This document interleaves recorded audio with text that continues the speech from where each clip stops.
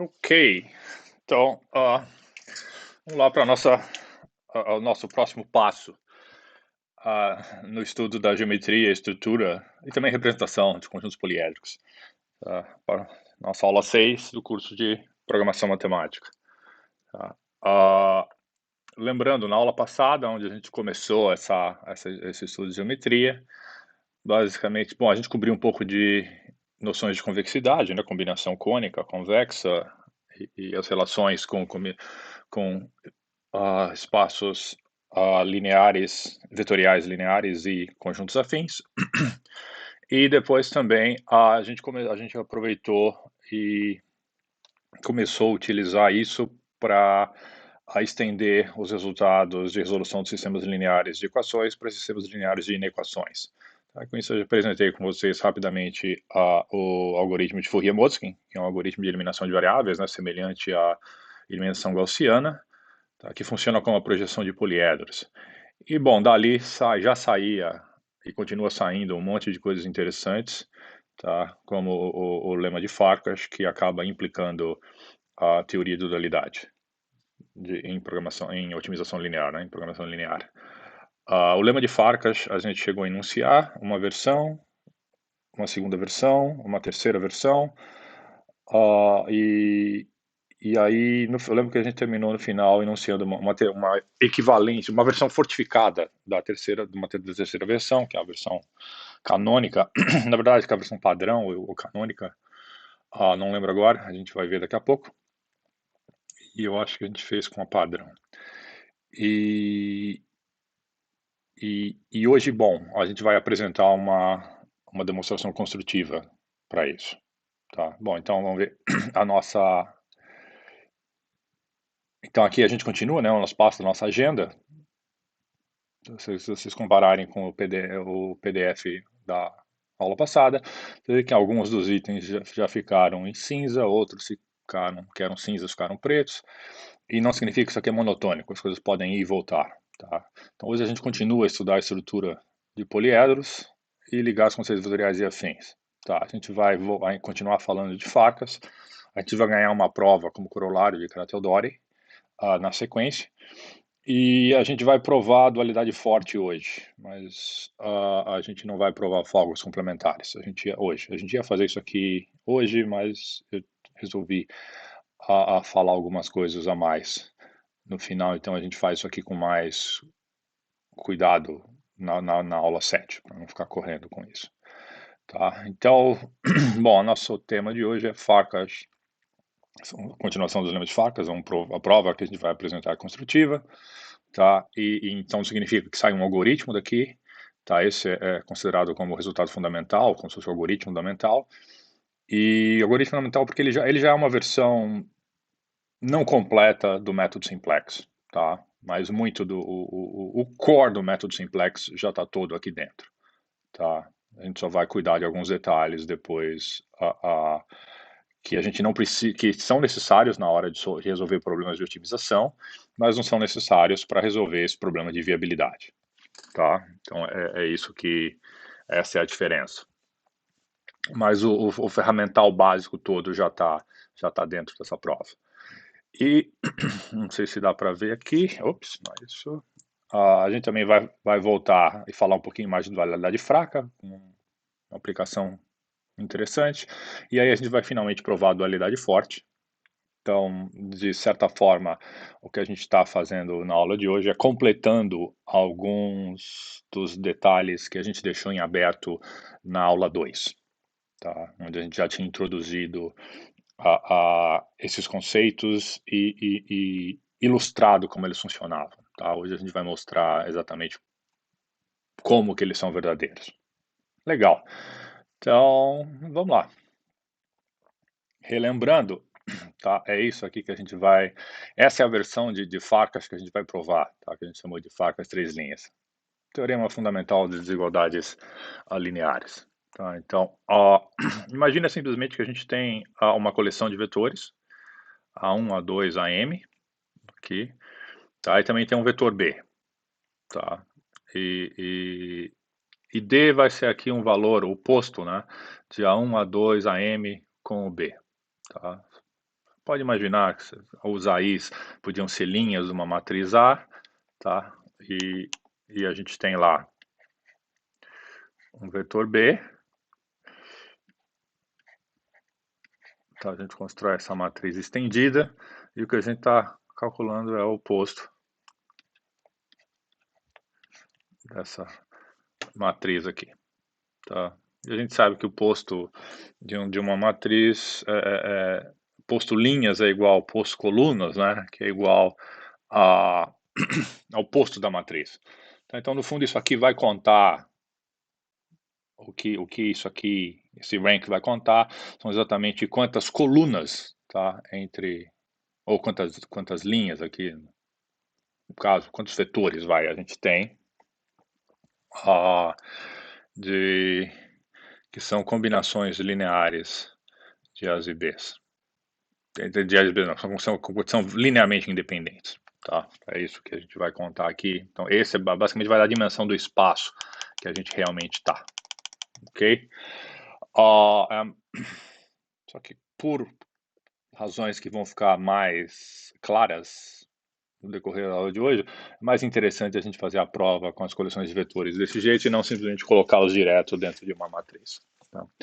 Então tem duas possibilidades, tá? Bem na ideia, no estilo, tá? Do lema de Farkas, alternativas, né?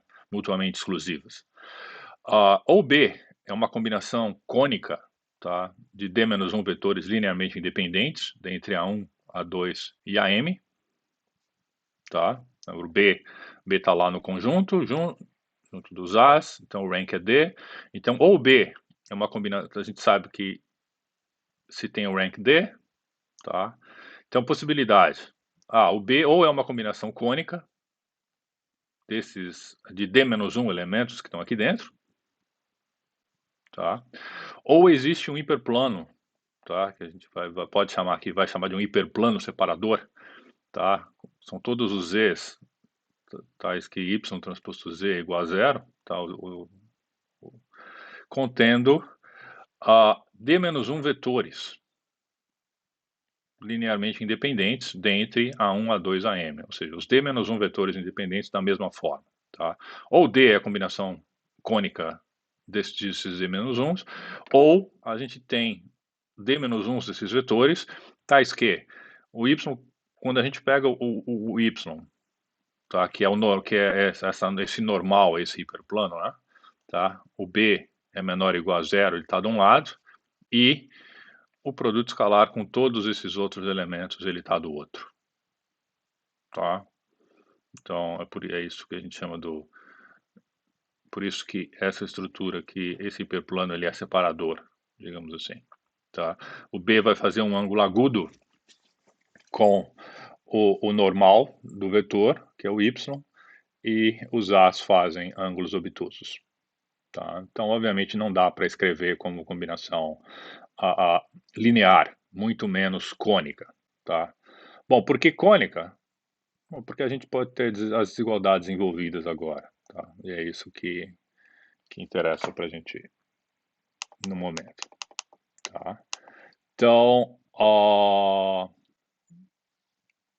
como eu já tinha falado aqui antes, a prova é construtiva e o algoritmo fundamental é a semente do método simplex. Tá? Basicamente, a parte de viabilidade do simplex já está toda aqui dentro, inclusive com anticiclagem e um monte de coisa. Tá? Falta a gente vai argumentar isso a seguir.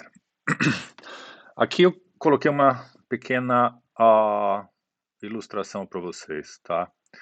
Então, a ideia aqui é que a gente tem lá os cones formados, então, pelos vetores de A1 até AM, tá? A gente precisa de D-1 vetores linearmente independentes, né? Para gerar esse cone nessa dimensão aqui, tá? Então, o ponto é o seguinte, o sistema vai ter solução se a gente tiver o B aqui dentro desse cone, tá? Então, se o B for uma combinação cônica daqueles D-1s, no caso, os D-1s são basicamente, aqui é uma figura bidimensional, então não é difícil perceber que só esses dois caras aqui são realmente necessários, né? E o B aqui é uma combinação cônica. Ops. Cônica deles, né? Tuc, tuc, tuc, tuc, tuc, tuc, tuc, tuc. Tá? Ops, de novo. Tá. E o que não é o que está na figura, né? O que a gente está na figura é basicamente o contrário. Tá? Então, não, existe um Y, que é normal a um hiperplano separador, tá? Então, o hiperplano separador está aqui, e essa figura está um pouquinho diferente, vai, do que a gente está fazendo, porque os ângulos estão invertidos, né? Tá, então, os A's têm ângulo agudo e o B tem aqui um ângulo obtuso, tá? Mas tanto faz, é a questão do sinal. Se em vez de menor, está usando maior, tá? Então, e tem um hiperplano, vamos chamar o hiperplano Z, tá? Que está passando por aqui, são todos os Z's que estão ortogonais a esse Y, e o hiperplano está separando o B dos A's. Tá? Isso é, o hiperplano é um certificado, tá? Ele oferece a separação. Tá? Esse aqui é um dos resultados mais elementares e mais úteis que a gente tem nessa parte geométrica algébrica para otimização. Tá? De uma forma ou de outra, todos os métodos de otimização, tá? Principalmente aqueles que envolvem dualidade, tá? Mas mesmo os que só envolvem projeção e pontos proximais, esse conceito de hiperplano separador, ele é extremamente fundamental. Tá? Ele foi já provado lá atrás, em análise funcional, é conhecido como o termo de Han-Banach, tá? E já em topologia, tem uma versão em topologia equivalente, e bom, ele aparece muito em programação não linear e também em programação linear. Tá? Então, bom, a questão são só esses dois casos. A gente tem lá uma coleção de vetores As. Alguns tem um subconjunto que é linearmente independente. Tá? A gente sabe o quê? Bom, que eles geram um cone. Tá? Eles geram um cone. A D-1 deles gera um cone, quando os D-1 são linearmente independentes. E aí, ou o B vai estar dentro desse cone, então ele pode ser escrito como uma combinação linear dos A's e B's, então o sistema teria solução de inequações, tem solução, tá? Ou existe um hiperplano separador aqui, que é o certificado, fala, olha, não tem como você ter solução, porque o seu vetor B está de um lado do hiperplano e todos os seus A's estão do outro. Tá? O seu cone inteiro, então todos os seus A's estão lá, então os D-1 vetores A, o seu cone inteiro está do outro lado do hiperplano. Ou seja, lembra que o hiperplano divide o espaço em dois semi-espaços, né? Ou meio espaço. Então, não dá para ter solução, por quê? Não, porque a gente dividiu o espaço e o B, que é o target, o objetivo está de um lado e os componentes que tem que ser combinados para formá-lo está do outro. Tá? Uma interpretação de blending, mais próxima de uma aplicação, um problema de otimização. E é a mesma coisa, né? Porque a gente quer fazer combinação linear dos vetores, quer fazer uma combinação dos vetores As, combinação cônica dos vetores As para formar o vetor B. Tá? E é isso que, então, está ilustrado nessa figura. Tá? E é isso que estava escrito no enunciado do lema de Farkas 3 linha ali, que a gente enunciou, que é exatamente aqui. Tá? E a verdade, eu descobri recentemente que tem uma figura, inclusive, dos dois casos, mais bonita que essa, tá? Uma das nossas referências principais, o livro do Matuszek Gardner. Tá? Então, quem tiver acesso, dá uma olhada lá. Se não tiver, não precisa. Tá? Essa já deu para. Eu já expliquei tudo o que acontece, mas lá só tem uma figura um pouco mais bonita. E, de novo, o livro tem bastante explicações legais, algumas que a gente não faz aqui, e outras ele tá faltando, mas não nesse pedaço. Ok? Então tá.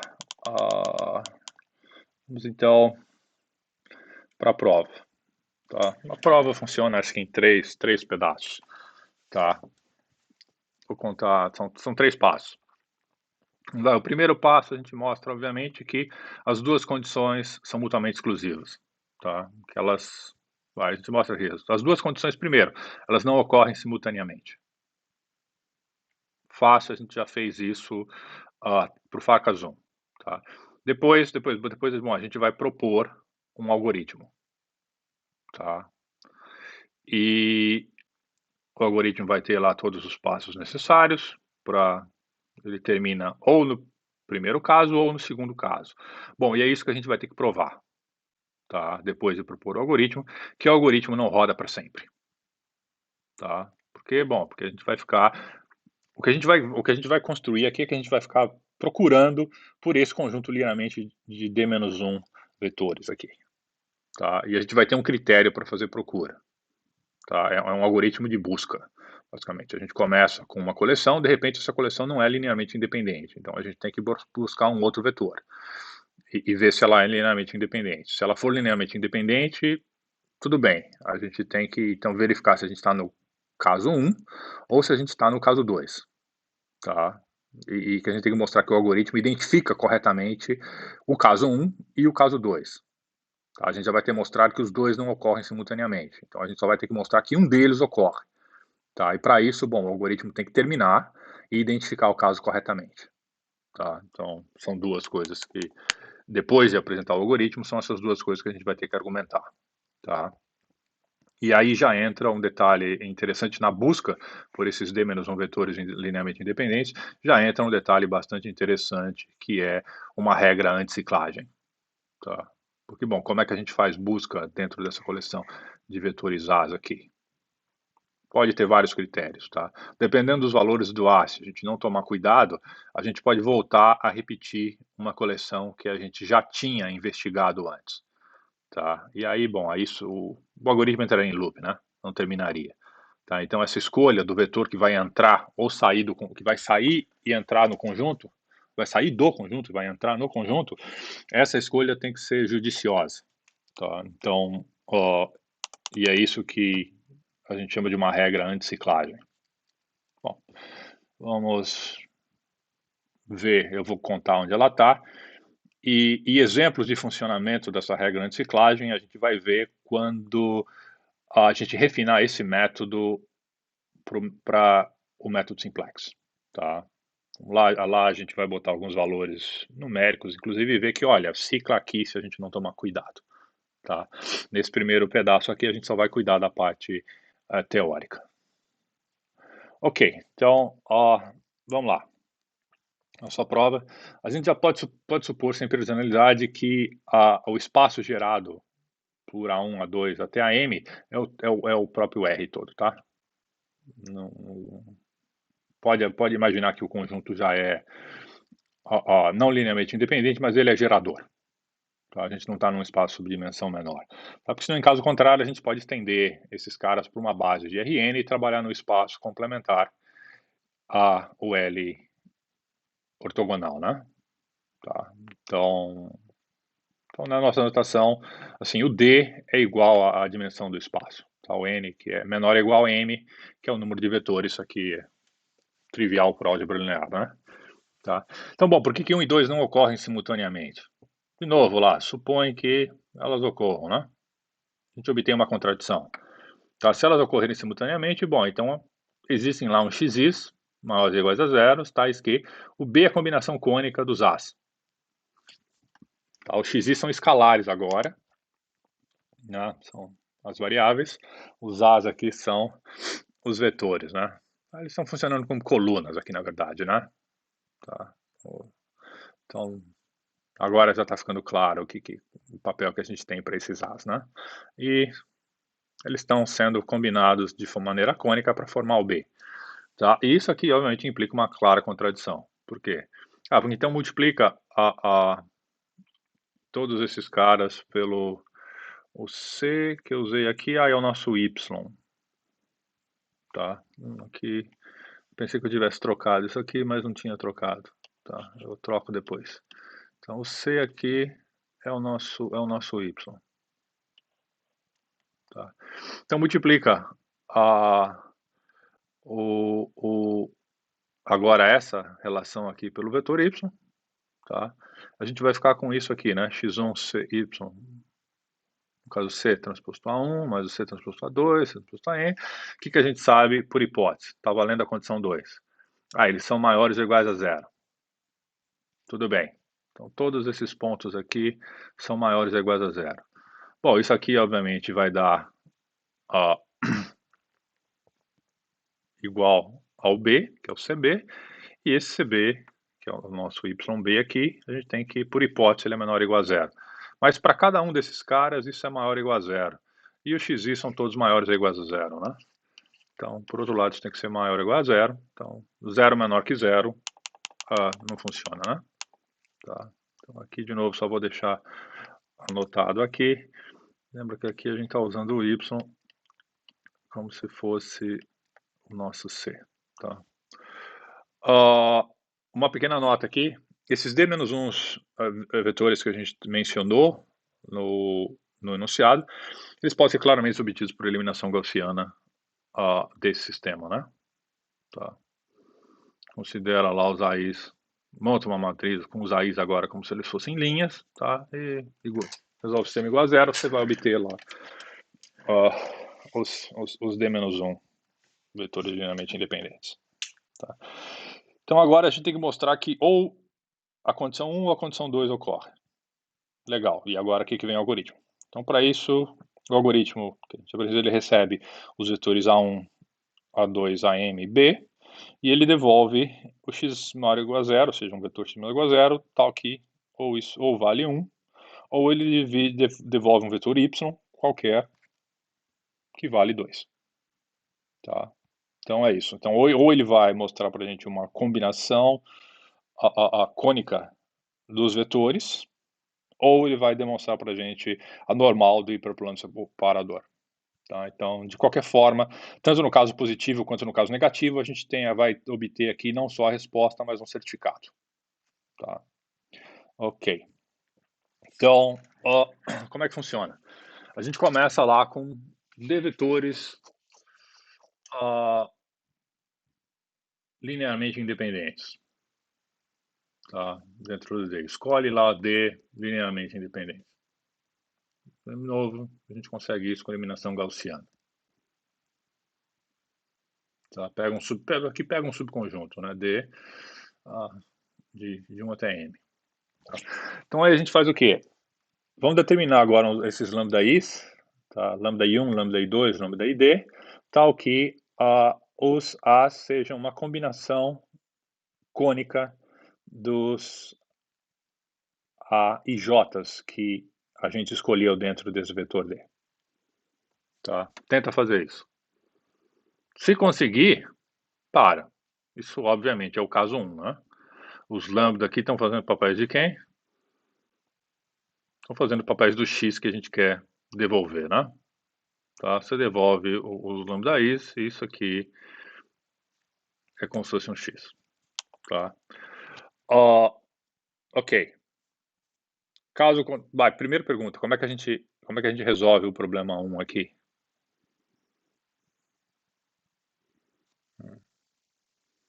Então, precisa determinar esses caras, né?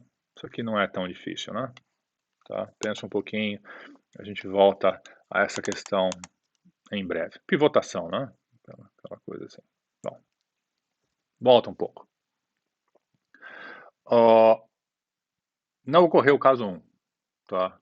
Então, pega o K, é o índice, tá? O menor índice, então, o menor IJ, tá? Para esse J de 1 até D, tal que o lambda IJ é menor do que zero.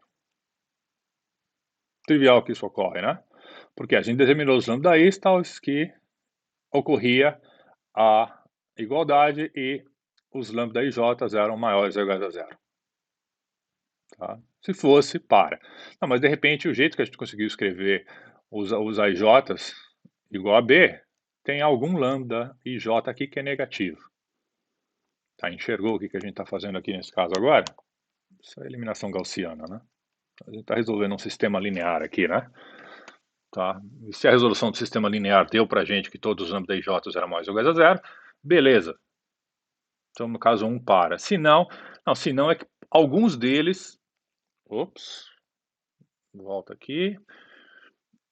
Alguns deles são o quê? São negativos. Tá? Então, lá tem o y. Tá? Então, sei lá, alguns deles são negativos. Podem ter vários em quais lugares. O que a gente vai ter que fazer agora? Bom, pensa um pouquinho, antes de a gente prosseguir. Deu? Bom, se precisar, pausa o vídeo. Bom, não é difícil perceber o quê? Tem vários aqui que são negativos, tá? Então, não significa que isso já é impossível, né? Que não que a resposta não é essa. Óbvio que esse não é nenhum caso. Bom, de repente a gente precisa trocar esse conjunto D que a gente escolheu aqui. De repente esses Ds aí que a gente escolheu, eles não são os que possibilitam escrever o B com combinação cônica deles. Tá? Então a gente tem que tirar um desses AIs, cujo lambda, um desses AIJs, cujo lambda IJ é negativo, então tem que tirar esse cara daqui e colocar um outro que está lá fora no lugar. Tá? E refazer o mesmo teste. Tá? Essa é a ideia do algoritmo. Bom, só que se a gente ficar retirando esses AIJs de lá para cá, de lá para lá, isso pode não funcionar, né? No seguinte sentido, um elemento que estava aqui dentro saiu, e aí algumas iterações depois ele voltou, e voltou com um índice diferente, bom, tá? Então é aqui que a gente está cuidando. O mesmo elemento pode entrar e sair várias vezes, tá? Então é aqui que a gente tem que tomar o cuidado. Tá, como é que a gente toma esse cuidado? Pensa um pouco, se você tem uma estratégia. Então a ideia, qual é? Do conjunto dos lambdas e j's aqui que foram negativos na combinação, pega cá o de menor índice. Tá? Vamos pegar o lambda ij aqui, o de menor índice, tá? ij. Ok? E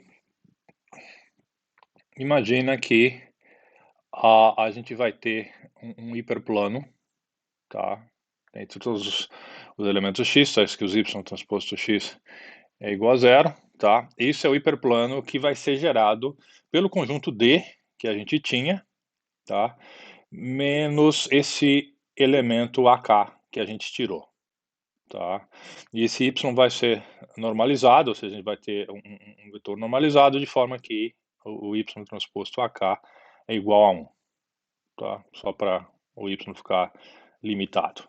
Tá? Ou seja, então a gente vai escolher um elemento, a gente vai escolher um AI J para sair da base, baseado no fato de que o lambda IJ, o coeficiente escalar dele na combinação, foi negativo. A gente pega o menor dele. Então, depois a gente olha o quê? Olha o conjunto D, agora com esse elemento AK a menos. Então, a gente tem agora D-1 vetores dentro do conjunto D. Tá?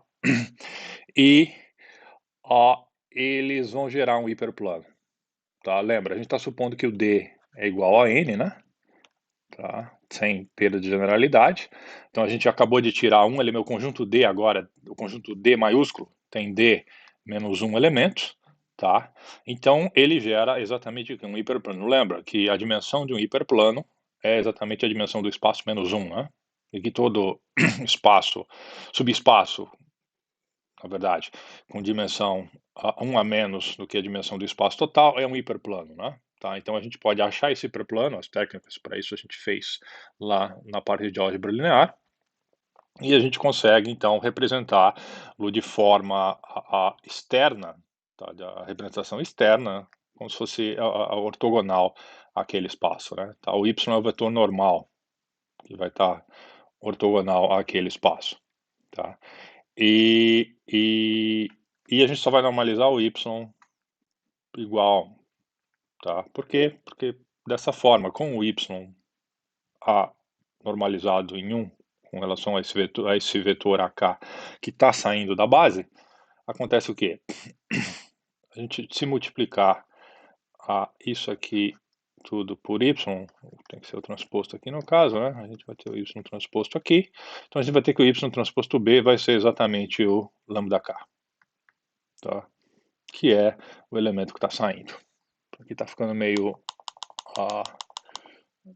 sujo, então deixa eu limpar um pouco. Tá? Então, consequência direta, normalizando com AK, o y fica transposto B vai ficar exatamente igual ao lambda K. Então aí a gente checa, tá? Se esse Y que a gente determinou, tá? A multiplicação dele com os AIs, tá? Se for maior ou igual a zero, então para, tá? Por quê? Porque a gente está no caso 2. Claro isso? Bom, tudo isso aqui agora é maior ou igual a zero, tá? E a gente sabe que o lambda K aqui, ele vai ser menor do que zero. Tá? Então, y transposto B é menor que zero. Colocar que isso aqui é menor que zero. E aqui todo mundo é maior ou igual a zero. Tá? Então, a gente achou o caso 2. E aí tem exatamente os D-1 a vetores linearmente independentes. Tá? Ok. Ups. Ok, volta em caso contrário. Tá? Não era o caso 1 e não é o caso 2. O que a gente pode fazer? Bom, a gente tinha o conjunto D, removeu o AK da base. Estou chamando de base aqui, é um conjunto, né? Mas é uma base porque eles são linearmente independentes, tá? E a dimensão do espaço é N, a gente está supondo, né? Então, esse vetor D aqui, ele é uma base. No sentido lá de álgebra linear, ele está gerando espaço. A gente removeu, então a gente tinha só um hiperplano. Quer dizer, a gente tinha um subespaço, tá? Que era um semi-espaço, então que a gente podia representar aquele subespaço, aquele semi-espaço que era um subespaço, como um hiperplano. E a gente fez. Bom, o que a gente tem que fazer agora? A gente tem que achar um outro elemento que está no conjunto fora de D e trazer ele para dentro de D, tá? Para ver a base, porque talvez esse seja o elemento que a gente precise para escrever B como combinação cônica dos As, tá? Que vão estar nessa base D. Como é que a gente faz isso? De novo, da mesma forma que a gente tinha que tomar cuidado para remover um elemento de dentro da base, a gente tem que tomar cuidado para trazer um elemento para dentro da base. Por quê? Para evitar ciclagem. Ficar tirando o mesmo elemento e botando o mesmo elemento dentro da base. Tá? Isso pode acontecer, e acontece principalmente quando a gente não tem um sistema que é de poço completo. Tá? Então, tudo bem, a gente está supondo o poço completo aqui, e a gente viu que podia estender e fazer a álgebra linear ortogonal ao espaço complementar, mas, bom, tem que tomar cuidado mesmo assim. Tá? Então, bom, até por razão simples, se você sempre pegar o primeiro e botar sempre no primeiro, como se fosse uma pilha, esse negócio nunca vai parar de rodar, né? O que eu estou falando, querendo dizer é que tem ciclos maiores e a gente vai argumentar melhor isso depois. Tá? Então a gente escolhe um L como se fosse o menor J, tá? Dos elementos, assim, desses elementos aqui da saída da base. Aí A1, A2, lá até AM. Tá? Um deles vai ser menor que zero. Por quê? Porque não deu maior ou igual a zero para todo mundo. Senão a gente tinha parado. Tá? Então pega o que tem o menor índice. E aí atualiza a base. Tá? O D vai ser o D menos o AK com esse AL. Ok? Por que o AL não é um elemento que já está na base? Bom, porque... Por quê? Isso é uma pergunta interessante. Vai, tenta responder.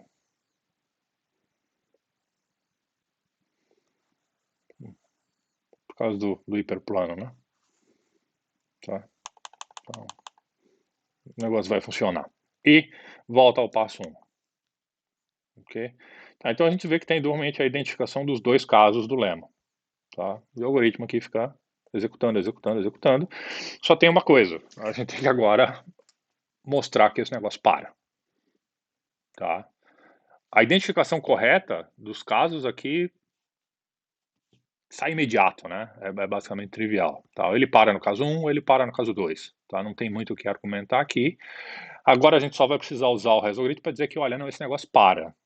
E realmente ele vai parar, e quando ele parar, ele vai parar no lugar correto, tá? Na alternativa correta. E ele só para uma delas. Mas a gente tem que mostrar que ele tem que parar, tá? Que ele não fica rodando para sempre. E aí essas escolhas que a gente fez aqui no K e no L, tá? Elas são importantes. Bom, como é que a gente argumenta isso? As coisas que eu escrevi aqui é exatamente isso que é. Tem que mostrar que isso é um algoritmo, né? Como é que a gente mostra que ele para? Supõe o contrário, tá? A prova é por contradição. E é uma prova simples. Se você quiser tentar fazer, antes da gente argumentar, é um bom exercício, tá? Se não, bom, como é que será que a gente argumenta isso? Por contradição. Ele não para, então se ele não para, observa que o número de vetores que a gente tem lá, A1, A2 até a M, é finito, tá? Então o número de subconjuntos de D elementos que a gente consegue fazer é finito, tá? A gente tem M tomado D a D, subconjuntos com D elementos, né? Tá? Então isso implica o quê? Princípio da casa do pombo, tá? Tem algum, se a gente denotar os conjuntos, tá? Nas iterações, D1, D2, D3, as bases que estão por cada iteração, em alguma iteração esse negócio vai ciclar, tá? Então imagina que S, DS é o início e S-ésima iteração, e lá na frente, se ele não termina, é porque lá na frente, numa T-ésima iteração, ele vai ciclar. Significa o quê? Significa que os dois conjuntos de vetores, dois conjuntos D de vetores, ou seja, as duas bases, vão ser iguais, tá? Bom, vamos observar agora o que acontece entre o quê? Entre o DS e o DT-1, né?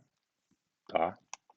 O que acontece quando a gente sai de S até a gente basicamente entrar em S de novo, que é o T, né? O que a gente teria aqui, o próximo seria o DS.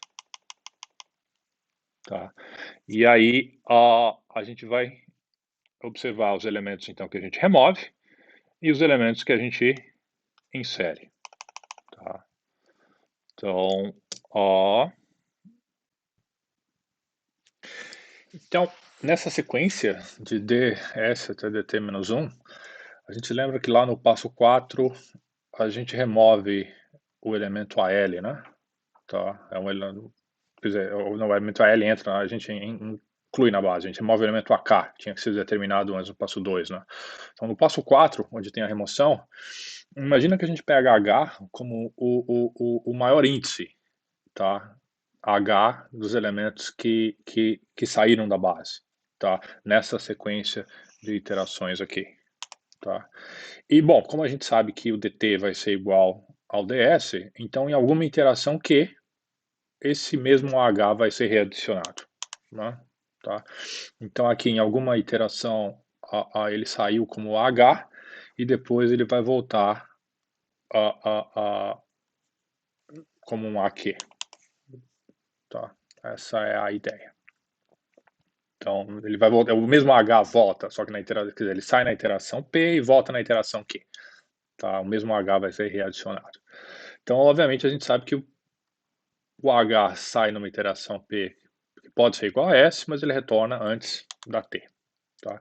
Isso implica o quê? Que na iteração P, que é quando ele sai, e a iteração Q, que é quando ele volta, tá? A interseção da base com os elementos que estão fora dela, tá? A partir do H, é a mesma. Por quê? Bom, porque a gente pegou H como o maior índice, né? Tá? Então, ninguém que está nessa parte aqui de H mais 1 até a M, tá? Saiu e talvez posteriormente entrou ou não na base, mas o interessa é que não saiu. O H foi o limite superior, tá? Então, quem desse conjunto de H mais 1 até a M estava dentro de DP, continua dentro de DQ. Quando H, ou seja, quem estava dentro quando o H saiu, vai estar lá dentro quando o H voltar. Tá? Então, na iteração DP, imagina que a gente não sabe quem são os elementos, mas eles estão nomeados como AI1, AI2, AID no algoritmo. Tá? E B está escrito como uma combinação linear desses elementos. Tá? Com os nomes da Lisa ali, a gente já viu. E o YQ vai ser o vetor determinado no passo 2 da iteração Q. Tá? Bom, porque a gente sabe que não vai parar, né? Tá, né, o algoritmo está ciclando, então ele não vai parar aqui na no caso 1. Tá? Isso implica que a gente determinou B com combinação linear e alguns desses lambdas são negativos. Tá? E a gente vai determinar então o YQ, o elemento vai sair, vai entrar, vai sair, vai entrar, até que tem a iteração lá que o H voltou.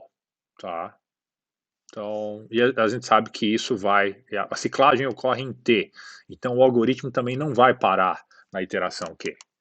Tá? Então, significa que o caso 1 não ocorreu, e a gente vai determinar um hiperplano no passo 2, tá? Da iteração Q. Então, pega esse YQ, o vetor normal do passo 2. Tá? A gente juntando, tá, a informação que a gente tem aqui a respeito dos elementos que estão dentro da base, o caso de que tem um lambda negativo, tá, e um vetor normal ao hiperplano que contém o cone, tá, dos D-1 elementos AIs, tá, o H aqui ainda vai entrar de volta, né, no meio de algum deles, a gente tem a seguinte contradição. O que, que a gente sabe? Bom, a gente sabia lá que o YQ vezes o B era igual ao lambda I aqui, que estava negativo, né? Tá? Então, isso a gente ganha desse pedaço aqui. Tá? Então, ó, multiplicando pela esquerda aqui com o Y, né? A gente ganha essa combinação linear aqui, e a gente sabe o quê? Bom, a gente sabe que os lambdais J aqui, eles são maiores ou iguais a zero. Os YQs A e J, eles são maiores ou iguais a zero também. Tá? Se o IJ for menor ou igual a H, né? Porque lembra, o H é o elemento que deu o problema. Tá? Lembra que a gente pega sempre o mínimo do elemento para sair da base, e o que aconteceu aqui foi que a gente pegou o máximo do mínimo. Então, na iteração Q, tá, é ali que a gente tem o problema. Tá? Por 4. E aqui, finalmente, a gente tem o lambda j menor que zero, que a gente argumentou aqui em cima, tá? Que vai dar que o YQ A e J é menor ou igual a zero se o IJ for igual a H. Porque o H é máximo, né? A gente pegou ele como se ele de maior índice aqui. Ele é um elemento maximal. E o YQ, o YQ A e J é igual a zero se a gente tiver em A e J maior ou igual a H. Tá? Que são os elementos que já estavam fora ou estavam dentro da base e não se mexeram. Tá? Então a gente tem novamente o que? Uma contradição que o zero é maior do que o zero. Tá? E agora é estrita, né? Tá? Exatamente por causa dessa situação aqui. Daí também por causa do H ser máximo. Tá? Então, isso significa o quê? Bom, que o algoritmo só consegue ciclar se ele produzir uma contradição, tá? Que zero é maior ou igual a zero dentro do seu funcionamento. Tá? Por quê? Porque a gente está sendo cuidadoso de tirar o elemento K como mínimo aqui e incluir um elemento com menor índice que está fora da base, de acordo com essas propriedades. Tá? Então, fato, esse algoritmo não cicla. Tá? Então ele para. E se ele para corretamente, como a gente argumentou, ou no caso 1, ou no caso 3. O caso 1 equivale à condição 1 do lema, o caso 3 equivale à condição 2. Tá? Então, que são essas aqui. Tá? Então, o que a gente tem aqui é que, de fato, esse algoritmo ele é finito. Bom, ele é um algoritmo. Ele é finito, ou seja, ele para e ele é correto. Tá? Ele responde sempre um dos dois casos. Pergunta interessante. Ele não cicla. Tá. quanto tempo pode ser necessário para que ele forneça uma resposta, ou seja, qual seria a complexidade de tempo dele. Com o que a gente tem aqui, a gente não consegue argumentar isso ainda, né? A gente consegue argumentar que ele para, como a gente fez, ele não cicla. A gente consegue argumentar aqui que ele dá a resposta correta, ele está identificando corretamente um dos dois casos, que isso é, isso é óbvio. Tá? A gente provou que apenas um caso acontece. Tá? Mas a questão é o seguinte, depende do número de vetores que a gente tem e da dimensão do espaço. Tá? Isso aqui, a gente pode ter uma coleção de conjuntos Z diferentes, não vai ciclar. Tá? Mas no pior caso, a gente pode ter que passar pela maior parte desses caras aqui. E bom, não é difícil perceber que pode ocorrer uma explosão combinatória aqui dentro, de acordo com o número desses M's e N's. Tá? Então, e isso a gente vai argumentar um pouquinho mais para frente. Tá? Então, esse algoritmo aqui, no pior caso, ele é um algoritmo exponencial. Tá? Ele não é polinomial. Então, assim como o Fourier-Motzkin, ele também é um algoritmo exponencial no pior caso. Mas na prática ele roda muito bem e o tempo esperado, ou seja, uma análise probabilística dele é polinomial e uma análise suavizada, as minhas análises também mostra que ele tende a ser polinomial nesse caso. Mas no pior caso ele ainda é exponencial. Mas é a semente do simplex, então o simplex vai sofrer do mesmo problema. Tá? A gente ainda não sabe se dá para transformar esse algoritmo em algoritmo polinomial em todos os casos. Para alguns casos particulares, a gente já foi pesquisado e se consegue afirmar isso, tá? Com algumas mudanças nessas regras aqui, tá? Ou para alguns problemas específicos. Mas a gente não sabe, até agora não conhece, mas também não sabe se não tem regras de escolha de K e L tal que garantem que o algoritmo vai terminar em tempo polinomial. Tá? Não, a gente sabe que ele termina, e termina em tempo exponencial. A gente conhece outras alternativas diferentes que também garantem que o algoritmo termina e também em tempo exponencial no pior caso. Tá? Então, bom. Então a prova era aquilo. Aqui estão apenas alguns nomes. Então, de novo, essa é uma versão preliminar disfarçada, tá, do famoso simplex, já com regra anticiclagem. Tá? Senão, ele poderia ciclar e não terminar. Que é conhecida como a regra de Bland, que é a escolha dos índices K e L mínimos nos passos 2 e 4 de cada iteração. Tá? Existe a outra regra que eu falei, por exemplo, a lexicográfica, tá? E tem outras ainda, tá? Todas elas garantem o término do algoritmo, portanto são regras de anticiclagem. A escolha de D, lá nos passos 1 e 2, como a gente falou, pode ser feita via eliminação gaussiana, e a eliminação gaussiana pode ser feita em tempo polinomial, tá? Se o poliedro for racional. Se a gente tiver um poliedro onde os elementos são racionais e não reais, isso pode ser feito em tempo polinomial, pode ser garantido em tempo polinomial. E bom, aí na prática é uma coisa boa, porque a gente vai, apesar de a gente considerar os reais, a gente tem aproximações racionais, né? Vocês já devem ter visto isso no curso lá de NI, por exemplo. E, bom, como eu mencionei, mesmo com a regra de Bland, existem casos que o número de iterações pode ser exponencial na dimensão do espaço, tá? É o número de variáveis também. A gente fala que é o número de variáveis. A gente fala mais sobre isso quando a gente for streamline, quando a gente for botar os detalhes que estão faltando no simplex. Tá? Com isso, a gente tem o quê? A gente tem uma prova construtiva para o lema de Farkas 3 linha, né? Tá? Então, só que acho que antes disso ainda vou falar o quê? Mais algumas coisas. Algumas coisas sobre o algoritmo, isso. Já botei aqui, não depois. Então, a cada iteração, aquilo que eu também já tinha falado, o conjunto D é uma base para o subespaço L, né? Que a gente definiu no começo. Então, ou seja, isso dá origem à solução básica no algoritmo simplex. É a base que você descreve as soluções. Tem tudo a ver com aqueles espaços de matrizes que a gente viu em álgebra linear, né?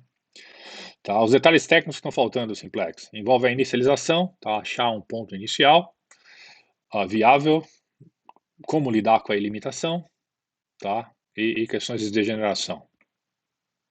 Tá? Isso é importante. O simplex com a regra de Bland, ele não cicla, tá? Mas ele pode ficar pivotando, pivotando, pivotando no mesmo lugar, tá? Durante um tempo, porque o problema é degenerado. A gente vai definir e ver qual é a consequência disso, tá? Quando a gente for tratar desses detalhes do simplex. Enquanto isso, bom, a equivalência entre Farcas 3 e o teorema fundamental é imediata, né? O A1, A2, AM são as colunas da matriz, tá? A. Então a gente já tinha argumentado isso no começo, são linhas, são colunas, aí a gente foi lá, pensou um pouco mais, viu na construção da prova que não, são as colunas, tá? Você coloca esses vetores aqui, A1 até AM, como colunas de uma matriz A, tá? E aí a gente tem exatamente o Farcas 3. Tá? Com uma pequena diferença a mais é que a gente consegue garantir a, a, o número de vetores que estão envolvidos. Né? Só um pouco mais de força. Farcas não garantia isso, aqui a gente garante. Um resultado que lidava com o número de vetores, tá? Que sai como um corolário desse teorema fundamental, é Carathéodory, que apareceu na lista de exercícios para vocês provarem diretamente, né? Tá? Baseado em indução. Tá? Um argumento simples com relação ao sistema. Tá? Ele sai como corolário do nosso teorema, porque o que dizia o Carathéodory mesmo? Se a gente tem um conjunto X em Rn, tá? Isso aqui é a versão linear. Tá? Acho que eu pedi para vocês provarem a versão afim na lista. Tá? Se o X pertence ao cone do conjunto X grande, tá? Então o X ele pode ser escrito, ele pertence ao que? Ao cone finitamente gerado por D vetores linearmente independentes em X. Tá? E isso aqui, bom, isso sai direto de dentro da prova algorítmica que a gente tem aqui, né? Tá? Então os D elementos que a gente tem. Tá? Você escreve o cara como combinação linear, combinação cônica deles. Tá? Então, se for possível escrever X como uma combinação cônica, ou seja, se o X estiver dentro do cone gerado pelo esse conjunto X aqui, tá? Seja ele qualquer. Bom, na verdade, esse cone X aqui, ele é finitamente gerado, tá? Em dimensão D. Ou seja, existem pontos x1, x2, xk que geram o cone, e o X, ele é uma combinação cônica desses pontos. Tá? E esses pontos são linearmente independentes. A versão afim pode ser provada por homogeneização desse resultado aqui. Tá? Lembra que na versão afim a gente precisa de um ponto a mais, né? A gente vai precisar aqui de um dxd mais 1. Tá? Por quê? Quem lembra? Bom, porque uma combinação convexa, o politopo, né? Que é o feixe convexo, ele é imerso num espaço afim, né, num conjunto afim. E o cone é imerso num espaço linear. A gente sabe que tudo tem a mesma dimensão, só que a gente precisa de um ponto a mais para descrever um conjunto afim, né, uma combinação afim. E com isso uma combinação convexa também. Tá? Então, é o que a gente fez lá na aula de álgebra linear. Então, sobre a homogeneização, a gente vai falar na aula que vem. Tá? É um conceito que é extremamente útil conhecer. Simples e útil. Tá? Mas a gente vai falar. Bom, voltando um pouco mais a Farcas aqui. A gente mostrou anteriormente que o Farcas 1 implicava o Farcas 3. Tá? E por consistência, e porque a gente provou que o Farcas 3 é verdadeiro e não 1, a gente mostra a recíproca, que agora que o Farcas 3 implica o Farcas 1. Tá? Então, considera a matriz, a linha, como se fosse a matriz formada pelas colunas, pelos blocos de matrizes, né? identidade, matriz A e a matriz menos A. Tá? Segue o quê? Que o AX menor ou igual a B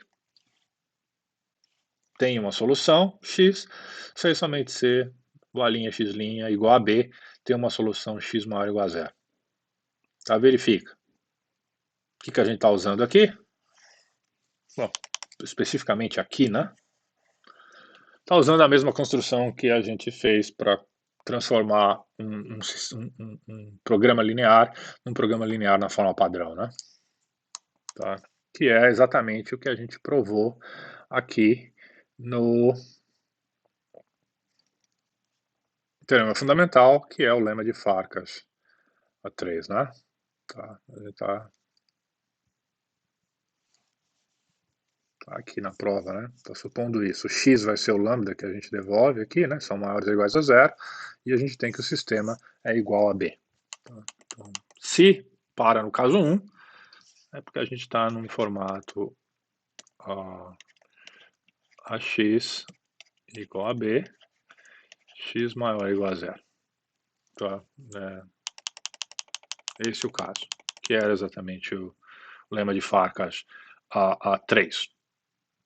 Tá? O 1 é quando a gente tinha x menor ou igual a b e o x era irrestrito, né? Livre.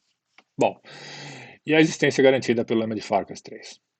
Tá? Então Farkas 1 equivale a 6 só C Farkas 3. E aí a gente tem lá o Farkas 2, que é parecido, que é o canônico, que já tinha ficado como exercício. E aqui tem uma versão afim, tá? Que essa versão afim, ela é interessante, tá? E útil, e a gente vai provar, tá? Essa versão afim, essa versão 4, a afim, ela é uma versão, a gente já provou algo semelhante. Na verdade, eu indiquei como, ficou como exercício, no caso de sistemas de equações lineares, tá? Que era a implicação de sistemas lineares, né? Um sistema implicava uma desigualdade linear, hiperplano. Essa é a versão que envolve um sistema de inequações. Tá? Então, suponha que o sistema é consistente, ou seja, ele tem uma solução. Tá? E imagina que a gente tem um vetor C e um delta escalar. Tá? A gente tem que essa desigualdade, C transposto X menor ou igual a delta, ela é válida para todo X que é a solução do sistema X menor ou igual a B, tá? Se somente C, existe um Y maior ou igual a zero, tal que o Y transposto A é igual a C e o Y transposto B é menor ou igual a delta. Tá? Faz sentido isso? Precisa de um tempo para fazer o parsing? Tá? Então a gente tem um sistema lá, X menor ou igual a B, e a gente sabe que ele é consistente, ou seja, ele tem solução. Tá? E aí a gente pega um ponto X que é viável nesse sistema, ou seja, que é a solução para esse sistema. Tá? Esse X satisfaz, além do sistema, né, que ele é a solução, essa desigualdade, C transposto X menor ou igual a delta, ou seja, ele está de um dos lados ele está nesse semi-espaço, o X está de um dos lados, num dos semi-espaços induzidos por esse hiperplano. Tá? Precisamente sei o que? Existe um Y, tal que a hora que a gente faz a combinação linear das linhas de a gente obtém o vetor C. Ou seja, então o vetor C está no mesmo, ele pode ser expresso como a combinação linear das linhas de A. Tá? E o vetor B pode ser expresso assim, como uma combinação linear das entradas de B é um elemento que é menor ou igual a delta. Tá? Por quê? Porque senão, em caso contrário, obviamente a gente teria aqui o I. Se esse Y não existir, é porque a gente vai obter esse Y transposto B maior que delta. Tá? Então ele está do outro lado do hiperplano. Tá? É a mesma coisa que está acontecendo aqui, só uma versão ligeiramente diferente. Só que interessante por quê? Bom, porque esse hiperplano agora a gente está usando o ferramental hiperplano para separar uma consequência. Né? Tá? Bom, isso aqui já tem toda a cara de uma função linear que a gente vai querer otimizar. Né? Isso aqui é um limitante superior. Tá? Então, bom, vamos provar esse lema 4 de Farkas, porque ele vai ser útil daqui a pouco. Então, bom, como é que a gente prova isso? O que a gente sabe? A gente sabe que o lema de Farcas 3 é verdadeiro, sabe que o lema de Farcas 1 é verdadeiro, tá? Então, escolhe um deles e vamos reduzir o lema de Farcas 4 a um desses lemas de Farcas anteriores, que a gente sabe que já é verdadeiro. Tá? E mostrar a redução. Então, a gente apresenta a redução, ou seja, a redução significa transformar esse sistema no formato do sistema que a gente vai usar, semelhante ao que a gente fez aqui, né? E depois mostrar que, olha, aqui você tem uma solução em um, sei somente se você tem uma solução no outro. Tá? A mecânica é sempre a mesma. E vamos usar o Farcas 1, porque dá para usar o 3 também, tá? Mas o 1 é um pouco mais simples. E vamos usar o 1 por quê? Porque vocês provaram na lista o Farcas 1 via Fourier-Motzkin. Tá? Agora a gente vai provar, e depois provaram a dualidade forte, que basicamente vocês tiveram que passar por um resultado desse aqui para provar a dualidade forte via Fourier-Motzkin. Então é por isso que a gente vai fazer do mesmo jeito. Tá? Só que agora usando o nosso algoritmo fundamental. Então o 3 implicou 1 e aqui 1 vai implicar o 4. Tá? Isso aí só sei. Então, se um tal vetor y desses existe, tá? Para todo x que a gente tem satisfazendo esse sistema, x menor ou igual a b, a gente vai ter lá que o C transposto x é igual ao Y transposto a x, e C menor ou igual ao Y transposto b, que é menor ou igual a delta, tá? Provando que a desigualdade é válida. Tá? Isso aqui sai, então, isso aqui é a condição necessária, né? Se o Y existe, então tudo funciona. Ok. Tem que provar agora a recíproca, né? Para provar a recíproca, vamos provar a contrapositiva. Tá? De uma forma, vamos usar a contrapositiva aqui, não, vamos usar vamos fazer a prova por contradição da recíproca. Isso, é isso que a gente vai fazer. Um pouquinho diferente a argumentação. Então, supõe que o y não exista. Tá? Então, a gente pode construir um sistema linear nas variáveis y e um ni aqui, tá ok. Constrói uma matriz A', digamos assim, que a gente coloca lá o A, B, 0 e 1. Então, a gente vai multiplicar pelo y transposto v', y transposto new, tá, igual a C transposto delta, ou seja, criamos um novo sistema aqui, né, supondo que o y para esse sistema não existe. Ele não tem a solução negativa, ele não tem uma solução não negativa. Ou seja, y transposto com new não é maior ou igual a aquele vetor cheio de zeros. Tá? Aplicando o lema de Farcas 1, então, a gente sabe o quê? Então existe um vetor Z1000, tal que, quando a gente multiplica essa matriz por Z1000, isso é maior ou igual a zero, ou seja, a solução desse sistema está de um lado do hiperplano, de um hiperplano diferente, e o valor do lado direito, o objetivo, está do outro lado do hiperplano. Tá? Então, tem dois casos que a gente precisa analisar aqui. Que caso? Bom, quem é esse 1000 aqui? Se ele for igual a zero, a gente tem que o AZ é maior ou igual a zero e o CZ é menor que zero. E, por hipótese, a x menor ou igual a b tem sempre uma solução x0, lembra? O sistema ali é consistente. Tá? Então, se a gente pegar um alfa grande o suficiente, a gente consegue fazer com que x0 menos az multiplicado por a seja menor ou igual a b, e o C transposto o mesmo vetor x0 menos az vai ficar maior que o delta. Tá? E isso contradiz o fato que o ax menor ou igual a b implica que o Cx é menor ou igual a delta. Tá? Basta pegar esse alfa aqui grande o suficiente. Okay? Caso o 1000 devolvido pelo Farcas aqui seja maior do que zero, a gente pode simplesmente tomar o x como menos 1 sobre 1000z. Tá? E aí faz as substituições e a gente vai ver que o ax é menor ou igual a b e o Cx é menor que delta. Tá? Que vai dar uma outra contradição. O que a gente pegou. Quando você faz a substituição aqui. Tá? Bom, e a prova termina. que você já deve ter percebido nesse ponto? É que a semente da dualidade forte está já contida aí no lema de Farkas, né? Tá, e como a gente falou, a gente pode provar o teorema da dualidade usando o teorema fraco de dualidade em conjunto com o lema de Farkas 4, que é esse que a gente acabou de fazer. Tá? E você pode provar esse lema de Farkas 4 a partir do lema de Farkas 1 via Fourier-Motzkin. Você deve ter feito na lista de exercícios. Tá? Aqui a gente vai fazer um pequeno desvio, a gente vai provar direto de Farkas 1. Tá? Então, com isso a gente termina as nossas... Bom, tá aqui a receita do que você precisa para fazer o exercício da lista, né?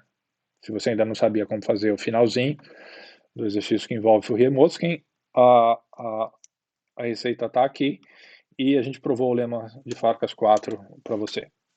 Tá? A gente vai, quando a gente for provar a dualidade forte, a gente vai fazer um caminho um pouquinho diferente desse, só para apresentar um caminho diferente para isso ficar feito no curso, não depender do resultado da lista. Tá? Então a gente vai usar o teorema da dualidade fraca e a gente vai usar um caminho direto com Farkas 1 que a gente já provou, porque já provou o Farkas 3. Tá? Com o teorema fundamental. Então, e, lemas alternativos, lemas de Farkas, a gente para por aqui, a gente só vai usar. Tem mais uma coleção deles. Tá? Tem mais uns que eu pedi para vocês provarem lá na lista. Tá? Com o Motzkin, os lemas de Motzkin, né? Lemata, que são versões de Farkas. Tá? E a mecânica é parecida. Tá? Se você ainda não sabe bem como provar, olha o que a gente fez aqui na redução, na equivalência entre Farkas 1 e Farkas 3, e olha como a gente provou o Farkas 4, tá? Que é uma pequena adaptação. Tá? Então, o que a gente vai fazer agora é voltar a falar um pouquinho de dualidade fraca e apresentar uma aplicação bem bonitinha da dualidade fraca, tá? Para mostrar que só a dualidade fraca já dá para a gente tirar alguns resultados interessantes. Tá? Algumas consequências interessantes, e depois a gente vai provar a dualidade forte. Então esse é o nosso plano para o resto dessa aula.